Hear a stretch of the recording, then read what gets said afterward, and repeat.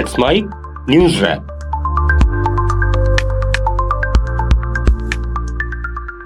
Let's mic news wrap में अब सुनते हैं दिन भर की अहम खबरें सिर्फ 10 मिनट में। चुनाव आयोग ने विपक्ष के वोट चोरी के आरोपों पर कड़ा रुख अपनाया है। नई दिल्ली में प्रेस कॉन्फ्रेंस में मुख्य चुनाव आयुक्त ज्ञानेश कुमार ने बिना नाम लिए राहुल गांधी पर निशाना साधा। उन्होंने कहा कि वोट चोरी के आरोपों का प्रेजेंटेशन डेटा आयोग का नहीं है। राहुल को 7 दिन में हलफनामा देना होगा या देश से माफी मांगनी होगी, वरना आरोप निराधार माने जाएंगे। सबसे बड़ी मतदाता सूची हमारे पास है, लगभग 90 करोड़ से 100 करोड़ के बीच में। सबसे बड़ी मतदाता सूची, सबसे बड़े चुनाव कर्मियों की फौज, सबसे ज्यादा मतदान करने वाले लोगों की संख्या, और इन सब के समक्ष, सारे मीडिया के समक्ष ये कहना कि अगर मतदाता सूची में आपका नाम एक बार और है तो आपने 2 बार मतदान किया होगा और कानूनी अपराध किया होगा, और मेरे सारे मतदाताओं को अपराधी बनाना और चुनाव आयोग शांत रहे, संभव नहीं। हलफनामा देना होगा या देश से माफी मांगनी होगी, तीसरा विकल्प नहीं है। आपके माध्यम से मैं यह भी कहना चाहता हूं, अगर 7 दिन में हलफनामा नहीं मिला तो इसका अर्थ ये सारे आरोप निराधार हैं और हमारे मतदाताओं को यह कहना कि वो फर्जी हैं, इसके ऊपर जो भी इस बात को बोल रहा है उसको माफी मांगनी चाहिए। ज्ञानेश कुमार ने कहा कि आयोग न पक्षपात करता है न डरता है। उन्होंने आरोप लगाया कि कुछ लोग वोट चोरी जैसे शब्दों से जनता को गुमराह कर लोकतंत्र का अपमान कर रहे हैं। राहुल ने 7 अगस्त को महाराष्ट्र और कर्नाटक की वोटर लिस्ट में गड़बड़ी का दावा किया था। कांग्रेस के पवन खेड़ा ने कहा कि आयोग पक्षपात में बेनकाब हो चुका है और राहुल के सवालों का कोई सार्थक जवाब उसने नहीं दिया। आज मालूम पड़ा देश को कि देश के मुख्य चुनाव आयुक्त का नाम ज्ञानेश कुमार गुप्ता है, वो सामने आए। अब तक तो लोग सोच रहे थे कोई सोर्स नाम का आदमी है, कुछ लोग सोचते थे कि संबित पात्रा या कोई अनुराग ठाकुर हैं चुनाव आयुक्त। आज मालूम पड़ा कि नहीं, ज्ञानेश कुमार गुप्ता इस देश के मुख्य चुनाव आयुक्त हैं। लेकिन जब उन्होंने मुंह खोला तो स्क्रिप्ट वही अनुराग ठाकुर, सोर्स और संबित पात्रा वाली थी, बीजेपी की थी।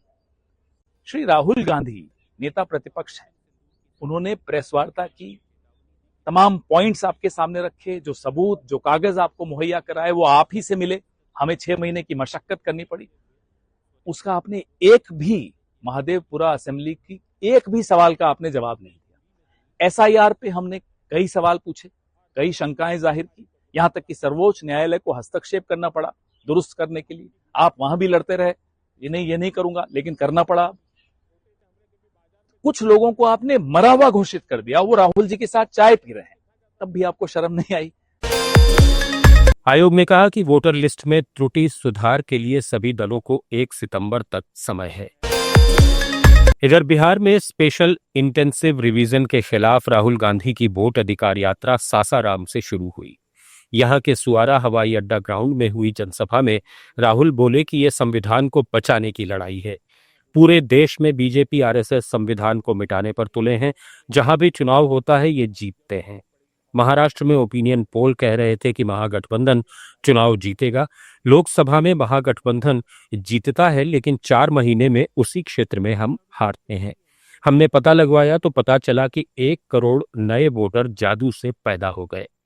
बिहार की जनता वोटों की चोरी नहीं करने देगी।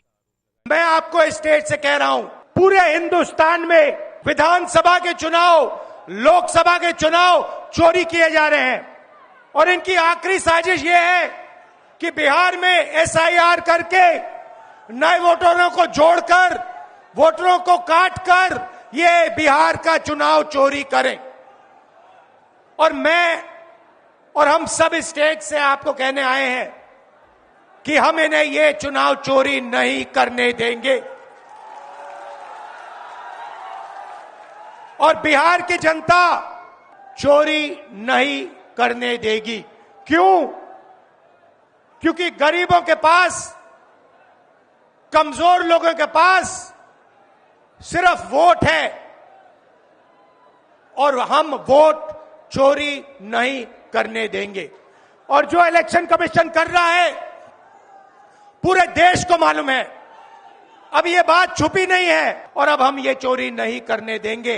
और जहां भी ये चोरी हो रही है, चाहे बिहार में, चाहे महाराष्ट्र में, चाहे असम में, चाहे बंगाल में, हम इनकी चोरी पकड़कर जनता को दिखाने का काम करने जा रहे हैं।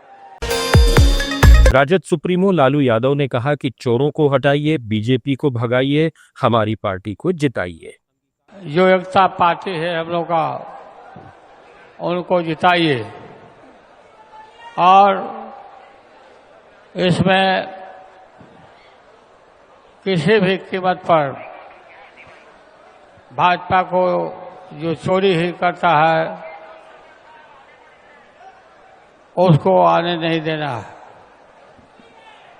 सब लोग एक हो जाइए और एक होकर के राहुल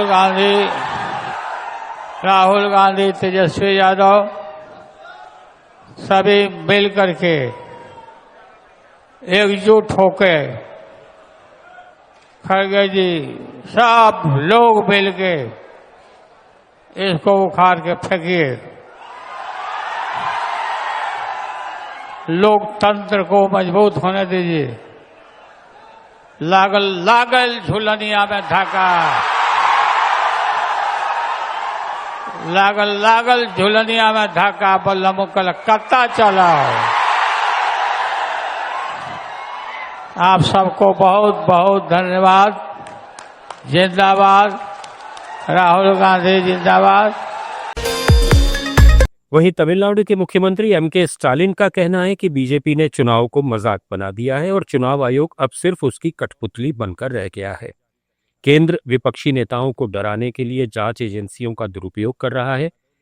सलेम में भारतीय कम्युनिस्ट पार्टी के तमिलनाडु राज्य सम्मेलन में उन्होंने मतदाता सूची में भी गड़बड़ी के आरोप लगाए। अमेरिका और भारत के बीच होने वाली महत्वपूर्ण व्यापार वार्ता फिलहाल टल गई है। अमेरिकी व्यापार वार्ताकारों का 25 से 29 अगस्त तक नई दिल्ली का दौरा रद्द हो गया है। इसके अलावा 27 अगस्त से भारतीय सामानों पर लगने वाले अतिरिक्त अमेरिकी टैरिफ से भी जल्द राहत मिलने की उम्मीदें कम हो गई हैं। भारत और अमेरिका के बीच अब तक 5 दौर की बातचीत हो चुकी है, लेकिन ये सफल नहीं हो पाई। मुख्य मतभेद भारत के कृषि और डेयरी क्षेत्रों को खोलने और रूसी तेल खरीदने को लेकर है।